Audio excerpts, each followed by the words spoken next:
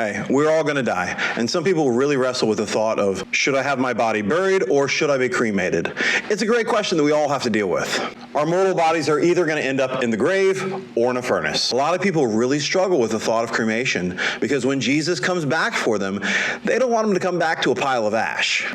Like the Egyptians, we prevent the process of decay and even face them towards the east so we can just kind of sit up when Jesus gets back. But is that how it works?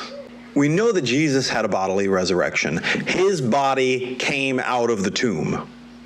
He showed himself to his disciples and over 500 people. He showed the holes in his hands and in his feet. Jesus had his mortal body. Acts 13:37, but the one whom God raised did not see decay.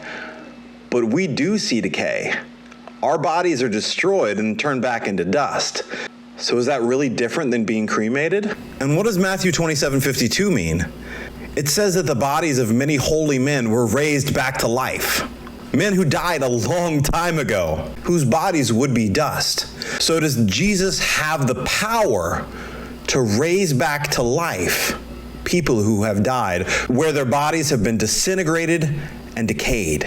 Now, if you remember the story of Lazarus, Lazarus had been dead for 4 days. People were afraid that his body had begun to stink. But Jesus brought him out whole, rejuvenated, alive, refreshed. Not in a glorified body, but in the same one that he died in. These holy men in Matthew 27:52 had died a long time ago. Their bodies would have been dust. But Jesus still brought them back, whole in their bodies. So I would say that when Jesus comes back, if you're cremated, yes, he can bring you back to life. But there's a question. At the resurrection, does Jesus restore everyone's body, or are they given glorified bodies? We'll talk about that next time. Make sure to follow for more.